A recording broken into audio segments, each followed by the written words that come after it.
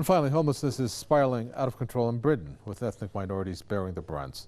Based on official data, the homeless population among the people of color has surged by more than 60% since 2010, when Prime Minister David Cameron assumed power.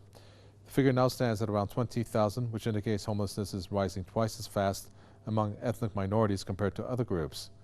Critics blame the sharp increase in the government's failed housing policy. They say that without a change of course, more families will fall apart, and more individuals will have to sleep on the streets in the years to come.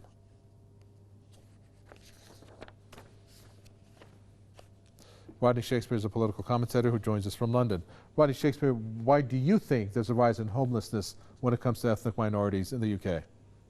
Well, first of all, there is no shortage of the bricks, cement, labour and land in the UK to build homes. The underlying reason is the complete failure of the government to use the National Bank and interest-free loans to build social housing at a very reasonable cost, about a third of the existing cost. And so everyone is getting screwed on the housing up front. In the private sector, they're having to pay outrageous rents.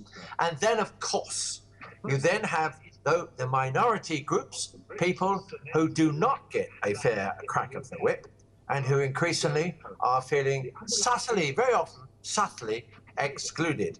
Now, when this hits them in work, that's bad enough. And when it hits them in housing, that's doubly bad.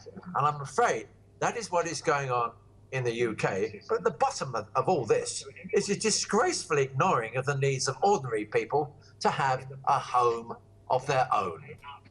So where are these ethnic minorities who are pretty much losing housing? What options do they have left at this point to get housing? Well, they don't. They end up being homeless. They may be able to pile in on top of relatives or friends, but the scale of this is increasing.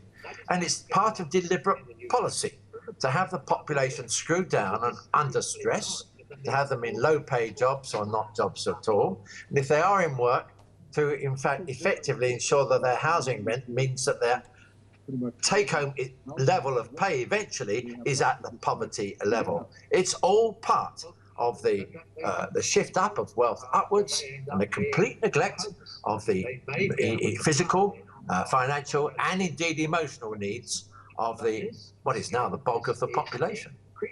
Thank you for that. Rodney Shakespeare, political commentator, talking to us there from London. And that was a look at the top 5 headlines. Thanks for tuning in.